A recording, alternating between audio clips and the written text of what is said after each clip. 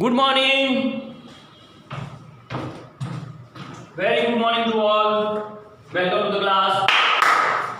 Lecture number 14 आज data वाली का। शायद इसके बाद हम फिर ये डेटा खत्म करेंगे और मैंने ज़्यादा टाइम नहीं लेना। मैंने बताया था कि हम आर्गन प्लेन में various condition coordinate geometry discuss कर रहे थे और मैंने तीन कंडीशन को मैं लास्ट लेक्चर में पढ़ाया था। एक था कि सेगमेंट में होता है एक परपेंडिकुलर बाइसेक्टर और एक डिस्टेंस फार्मूला, और आज हम कुछ और बातें यहाँ डिस्कस करने वाले हैं। बहुत इंपॉर्टेंट कंडीशन, तीन कंडीशन मैंने लिखे हैं पहले से। इसको अपनी नोटबुक में पहले चिपकाना, लिखना ढंग से, और फिर इसके रिलेटेड में क्वेश्चन भी बताओ।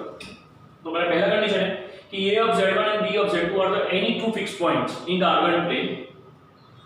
ध्यान से देखो कि a of z1 and b of z2 are the any two fixed points in the argand plane and p of z is a moving point in the plane such that ये condition अगर बनती है, such that ये condition बनती है क्या, z minus z1 which is equal to z minus z2 plus z minus z2, और वो हमें यहाँ बोला गया है which is equal to a constant one, which is equal to constant one। तो अगर हमारी भाषा में देखें तो this is nothing but it is PA plus PBN that is constant, और मैंने एक मेंशन भी किया है यहाँ पे कि z minus z2 के इक्वल नहीं रहेगा बोल के। अब देखो ये सारी कंडीशन हम 11th के ही जो कोऑर्डिनेट ज्योमेट्री का पार्ट है वहाँ इसको डिटेल में डिस्कस करेंगे, which is called coordinate geometry, जो मैथ्स का 11th नंबर का चैप्टर है हमारे सिलेबस में। अगर कोई पर्टिकुलर पॉइंट जैसे लिखा p of z moves in the plane, यानी p of z क्या बनाएगा, तो याद रखो कि pa plus pb अगर कांस्टेंट है, कंडीशन आएगी कि दो फिक्स पॉइंट होते हैं ऐसे यहाँ पे और कोई मूविंग पॉइंट ऐसे, तो इससे इसका डिस्टेंस और इससे डिस्टेंस, ये पॉइंट कभी यहाँ गया, जैसे मानो ये लिया और ये लिया और ये लिया और ये, तो ये जो P मूविंग पॉइंट है, इस मूविंग पॉइंट और इसका अगर हम सम करें, इस मूविंग पॉइंट और इसका हम सम करें डिस्टेंस का, ये मानो कि फिक्स पॉइंट है A, ये फिक्स पॉइंट है B, अगर हम इसका सम करें PA plus PP और ये कांस्टेंट आ रहा है, तो हम इसको, ये जो हमेशा फिगर बनाएगा उस फिगर का नाम फिक्स नाम है और नाम रहेगा ellipse, that is called ellipse. क्या बोलेंगे उसको?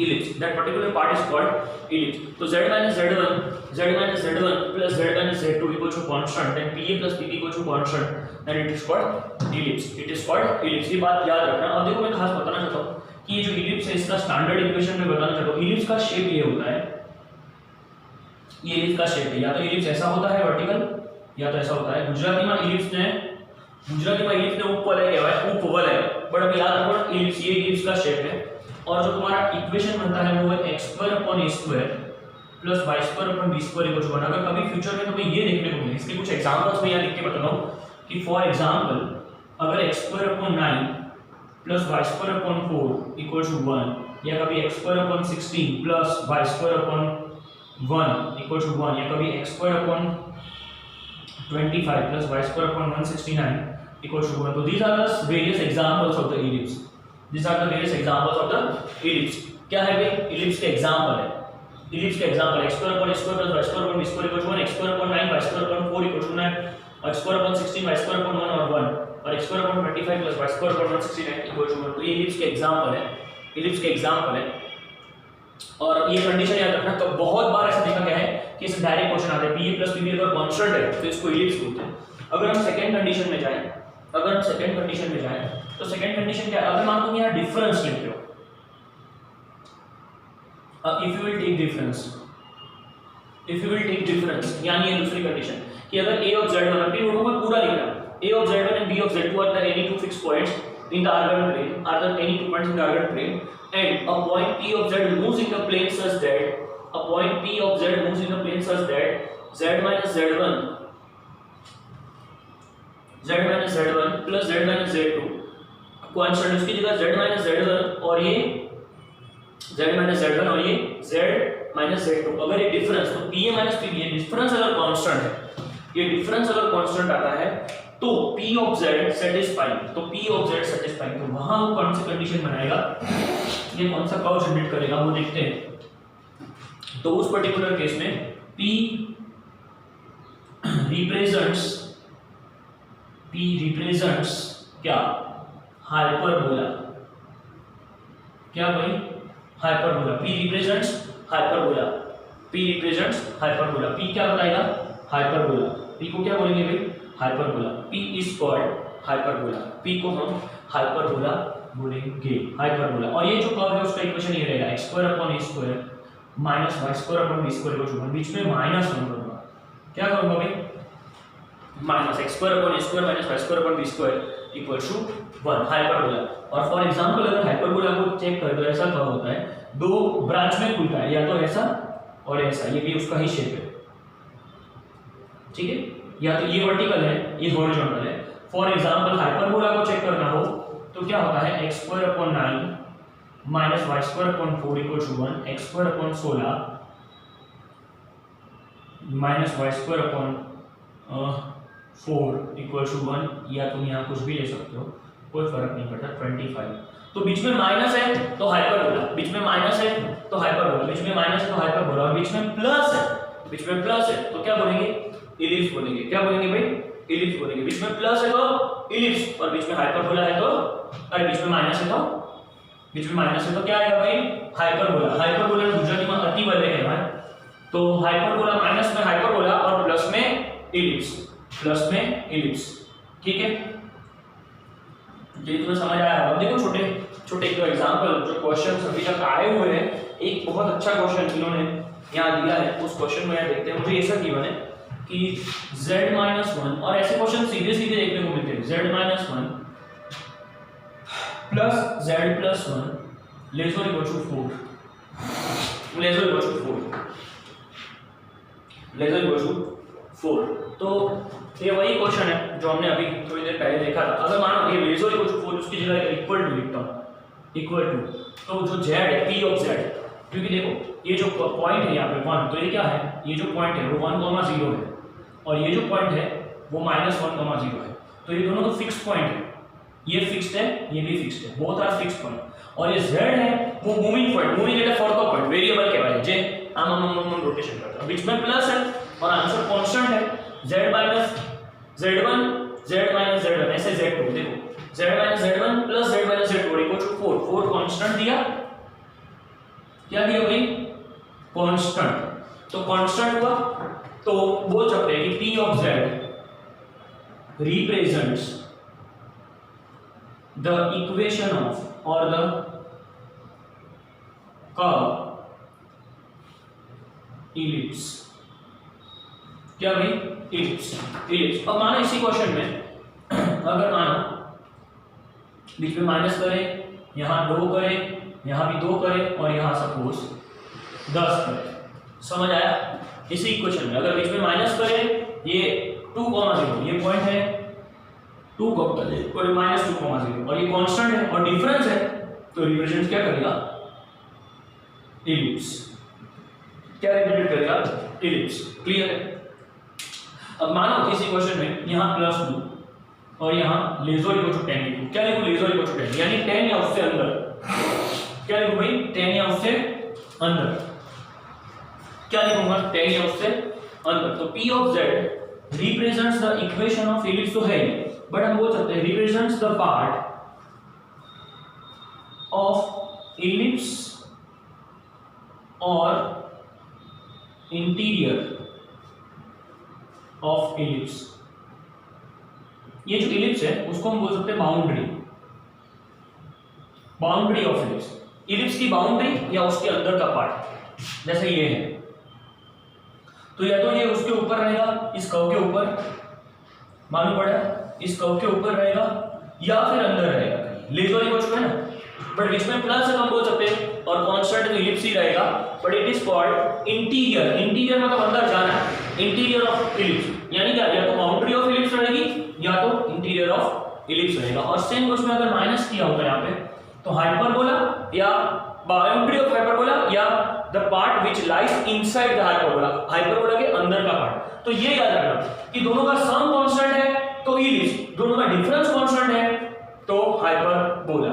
क्लियर है। एक क्वेश्चन जो एडवांस ने as a part of hyperbola एक बार पूछा है, क्वेश्चन आईआईटी जेईई एडवांस ने पूछा है, आप बिलीव नहीं करोगे कैसा लल्लू जैसा डेटा लिखा है। मैं बोल देता हूं यहाँ पे, और लिख देता हूं। उन्होंने पूछा है the point z in the complex plane satisfying the condition z plus 2 minus z minus 2 equals to 3। बोलो equals to 3 क्या बनेगा? इसको मैं अगर -2,0 बोलूं और इसको मैं 2,0 बोलूं और सपोज कि ये पॉइंट है, इसको a बोलूं और इसको b बोलूं और ये जो p ऑफ z है, तो हमारी भाषा में क्या रहेगा? pa माइनस b और ये 3 मतलब कांस्टेंट।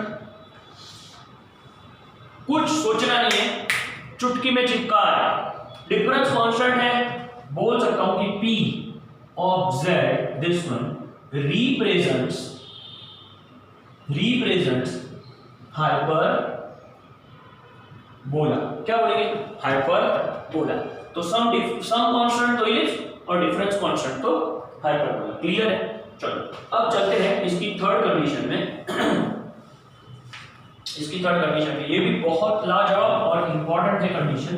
क्या पढ़ोगे, क्या बताओगे इसके अंदर? ध्यान से देखना, ये थोड़ा काम का भी है कि अगर a of z1 and b of z2 are any two fixed points in the organ plane, then p of z moves in the plane such that ऐसा z minus z1 equals to k into z minus z2 और k greater than 0 k not equals to 1। Very important condition और ये सबसे बढ़िया वाला case. इस type का question शायद इन फ्यूचर आने के चांस है। क्या? z minus z1 equals to k into z minus z2। देखो k into z minus z2, तो इसका क्या मतलब है कि इसको इसके नीचे लाओ तो z minus z1 upon z minus z2 equal to k रहेगा। ये k की वैल्यू हमें क्या नहीं लेनी है? 1 नहीं लेनी है और k पॉजिटिव है। k हमेशा क्या है? पॉजिटिव। k हमेशा क्या है? पॉजिटिव।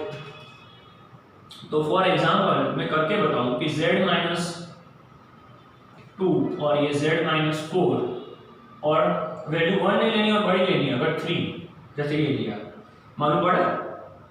या मैं एग्जांपल और लेता हूँ z minus 1 और नीचे z minus 4 और यहाँ 5। हम चेक करते हैं कि क्या रिप्रेजेंट करता है, ये कंडीशन क्या रिप्रेजेंट करता है। This is the condition. हम वेरीफाई करते हैं और फिर हम कंक्लूजन पे जाते हैं कि वो क्या बनेगा। क्योंकि मैंने प्रीवियस क्लासेस में शायद वो ये एक हिंट के तौर पे बता के रखा है। ये एग्जांपल अगर हम पकड़े और इसके अंदर अगर मैं z की value x plus i y लिखूं तो ये x plus i y minus 2 equals to 3 into x plus i y minus 4। ये रहेगा x minus 2 the whole square plus y square equals to 3 into root of x minus 4 the whole square plus y square। और दोनों side अगर square करें तो ये x square minus 4x plus 4 plus y square equals to 3 into x square minus 8x plus 8 और plus Y square रहेगा। बरोबर है? ये 3x स्क्वायर में से x स्क्वायर गया तो 2x स्क्वायर, 3y स्क्वायर में से y स्क्वायर गया तो 2y स्क्वायर। हाँ, 8 3 24 और 24 में से 4 गया तो ये रहेगा -20x। हाँ, -20x और ये रहेगा 8 3 24 और 24 में से 4 गया तो 20 को 0 2 से डिवाइड कर दो तो ये 10 और ये भी 10।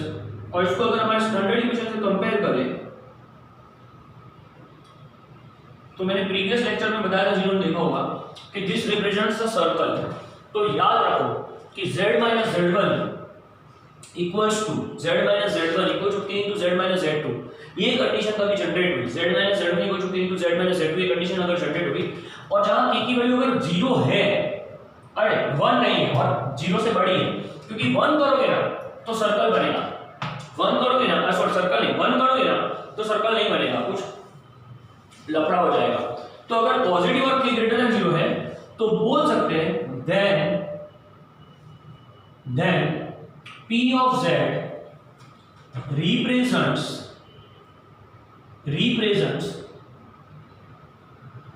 the circle। क्या भाई? represents the circle।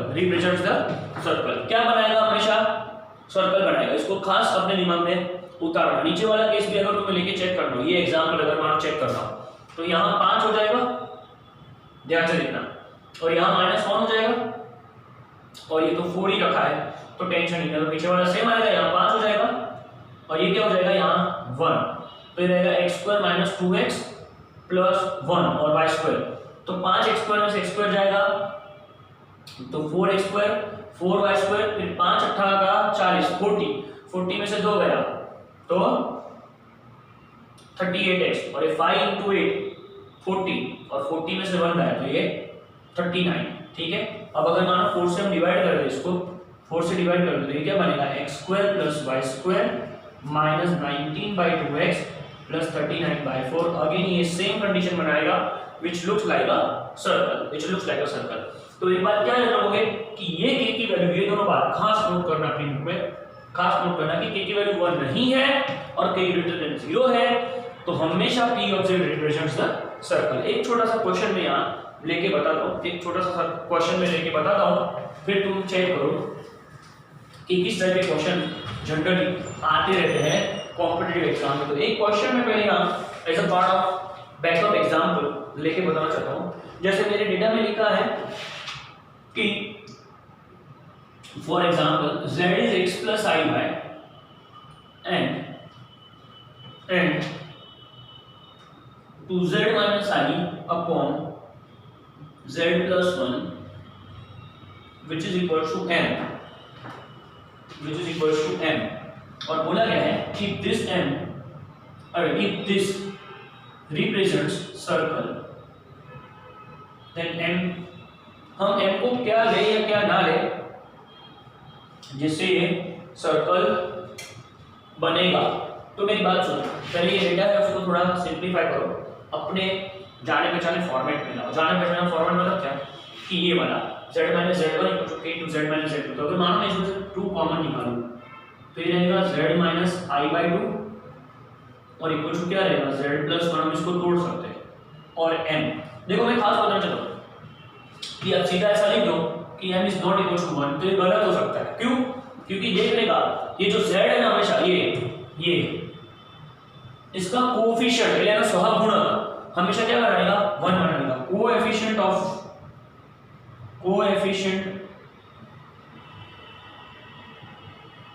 z must be 1 बनाएगा। तो मैंने एक कॉमन निकाला, अब इसको यहां से डिवाइड कर दो तो ये क्या रहेगा z - i/2 = m/2 × z + 1। तो अब हम बोल सकते हैं कि हमें ये k1 नहीं लेने का मतलब क्या है, यहाँ हमें क्या नहीं लेने का m/2 ≠ 1, और m/2 ≠ 1 का मतलब क्या है m की वैल्यू क्या नहीं ले सकते 2, m की वैल्यू क्या नहीं ले सकते 2। तो बहुत बढ़िया क्वेश्चन, एक दो क्वेश्चन और मैं इस फॉर्मेट में यहाँ बताना चाहता हूँ, ध्यान से देखना कि कब सर्कल बनेगा, कंडीशन क्या रखनी पड़ेगी। तो जैसे सपोज मान लो कि तुम्हें क्वेश्चन में ये दिया हो कि if z is any complex number in argand plane ना, ये AP argand plane बोल रहा हूँ कॉम्प्लेक्स में, and satisfying the condition 4z + i upon 3z - i = 6 lambda तो ऐसा बोल रहा है कि what you will take as a lambda, और हम लैम्बडा की वैल्यू क्या ना ले या ले जिससे ये सर्कल बनेगा, represents the circle. It is my question. तो ऊपर वाले में से अगर 4 कॉमन निकालो तो ये रहेगा z + i/4, नीचे वाले में से अगर 3 बार निकालो तो ये रहेगा z - i/3 और = 6 लैम्बडा। तो from that I can conclude कि z + i/4 upon z - i/3 = क्या रहेगा 6 3 18 लैम्बडा अपॉन 4 रहेगा। तो अगर ये सर्कल बना रहा है, if this represent the circle, तो 18 lambda upon 4 is not equal to 1, therefore lambda is equal to 4/18 यानी नॉट इक्वल टू 2/9। तो लैम्बडा अगर हम 2/9 ना ले, लैम्बडा की वैल्यू अगर हम 2/9 ना ले तो ये डेटा सर्कल बनाएगा। क्या बनाएगा? तो ये डेटा सर्कल बनाएगा। शायद समझ आ रहा होगा। तो हमने 3 कंडीशन पढ़े, पैराबोला, हाइपरबोला और इलिप्स। सॉरी, पैराबोला क्या, हाइपरबोला, इलिप्स और सर्कल। तो सर्कल की कंडीशन थोड़ी बहुत नई है, जानी पहचानी भी है और थोड़ी नई भी है। और पैराबोला, अरे इलिप्स और हाइपरबोला तो रट्टा ही मारना है। इलिप्स में क्या होता है कि अगर कांस्टेंट सम 1 होता है, कांस्टेंट होता है सम, तो इलिप्स, और डिफरेंस कांस्टेंट होता है तो हाइपरबोला। तो पहले डेटा नोट करो, अब इसमें रिक्वायर्ड है वो क्वेश्चन यहाँ हम डिस्कस करेंगे। चलो अब कुछ मैंने बहुत इंपॉर्टेंट नोट्स लिखे हैं ज्योमेट्री के, जो मतलब कि तुम्हें सीधे सीधे लर्न करने और ऐसे क्वेश्चन देखने को मिले तो सीधा सीधा उसको टिक मारना है। सॉरी, देखो एक नोट है पहला, if z in the complex number, if the complex number z1 z2 and z3 represents the vertices of an equilateral triangle, vertices of equilateral triangle, और अगर हम suppose vertices of equilateral triangle और mod z1 equal to mod z2 equal to mod z3, सीधी बात है कैसा होता है इक्विलेटरल ट्रायंगल, उसको मतलब है समबाहु त्रिकोण। और क्या है इक्विलेटरल ट्रायंगल मतलब तीनों साइड इक्वल रहेंगे, तो ये बात रखो mod z1 equal to mod z2 equal to mod z3, तो ये क्या होगा कंडीशन z1 z2 z3 हमेशा 0 रहेगा। अब देखो मैंने ये इसको हम हमारी उस प्रॉपर्टी के साथ कंपेयर करें कि अगर मानो z1 है 1,0, z2 है -1/2, z1 मतलब एक p और ये a -1/2 और 3/2 और b -1/2 और -3/2, मतलब मेरे कहने का मतलब p of z1, a of z2 और b ऑफ z3, अगर ये तीन कंडीशन अगर मैं लेता हूँ for example p of z1, a of z2 और b ऑफ z3, अगर ये तीन कंडीशन अगर मैं लेता हूँ तो तुम्हें पता है कि इक्विलेटरल ट्रायंगल या समबाहु त्रिकोण में कंडीशन में 1 ओमेगा एंड ओमेगा स्क्वायर लिया था, याद है 1 ओमेगा और ओमेगा स्क्वायर, और मैंने बताया था तुम्हें कि इस पर्टिकुलर केस में PA equals to PB equals to PC होता है। ऐसे यहाँ √3 होता है पर जरूरी नहीं हर बार, हर कोई भी केस में। तो एक बात याद रखो कि कॉम्प्लेक्स पर्टिकुलर फॉर्मेट में z1 z2 z3 और हमने बताया कि 1 + ओमेगा स्क्वायर 0, तो रट्टा मारने का सीधा याद रखने का कि अगर इक्विलेटरल ट्रायंगल के कोऑर्डिनेट्स है तो z ये distance mode z1 mode z2 और मोड z3 का डिस्टेंस सेम रहेगा। ये कंडीशन में हमारा z + z1 + z2 + z3 है, इन तीनों का सम भी 0 रहेगा। बहुत बार ऐसा सीधा सीधा क्वेश्चन 4-4 मार्क में देखने को मिलता है, तो कुछ सोचने का नहीं, सीधा टिक मारने का धबाव। दूसरा कंडीशन सेम इसके अंदर मैं तुम्हें बताना चाहता हूं, ध्यान से देखो क्या कि z1² + z2² + z3², मतलब क्या कि अगर यही सेम कंडीशन है कॉम्प्लेक्स नंबर में z1 z2 z3 ये इसके लिए इक्विलेटरल ट्रायंगल है तो ये z1² + z2² + z3² equal z1 z2 z2 z3 और z3 z1 होगा। अगर चेक करना हो तो यही कंडीशन को अगर फॉलो करें तो यहाँ 1 + ओमेगा स्क्वायर और प्लस ओमेगा का फिर से स्क्वायर का मतलब है ओमेगा⁴। अब देखो इन दोनों का प्रोडक्ट करो तो ओमेगा, इन दोनों का प्रोडक्ट करो तो ओमेगा³ और इसका प्रोडक्ट करो तो ये ओमेगा², ठीक है ओमेगा²। तो ये देखो 1 प्लस इसको मैं ओमेगा बोलूं तो ओमेगा² आया, और ये देखो ओमेगा³ को 1 बोलूं तो 1 + ओमेगा+ओमेगा², 0 = 0 होता है, बट एक्चुअली मेरे कहने का मतलब इक्वल है। तो इक्विलेटरल ट्रायंगल में ये भी बहुत अच्छी कंडीशन है जिसको स्टूडेंट्स कंपलसरी नोट करें, लर्न करें अपनी बुक में। z1² + z2² + z3² equal to z1 z2 z2 z3 और z1 z3, z1 z1² z2² z3² equal z1 z2 z2 z3 और z3 z1, और if the complex numbers z1 z2 z3 are the equilateral triangle. दूसरा मेरे कहने का मतलब क्या है कि अगर हम आर्गन प्लेन में कंसीडरेशन में जाए तो एक और बात जहां मैं एक छोटी सी इंफॉर्मेशन और शेयर करना चाहता हूं, और वो क्या बात है कि अगर ये भी बहुत अच्छा और स्टैंडर्ड रिजल्ट है कि the area of the triangle on the Argand plane, area या क्षेत्रफल ऑन ट्रायंगल त्रिकोण का क्षेत्रफल form by the complex number. अगर मान तुम्हारा कॉम्प्लेक्स नंबर ये है z iz and z + iz, क्या भाई एक z एक iz और एक z + iz इन तीनों का सम, तो इस टाइप के तीन वर्टाइसेस अगर कंसीडर करते हो तो एरिया ऑफ ट्रायंगल क्या बनेगा, एरिया ऑफ ट्रायंगल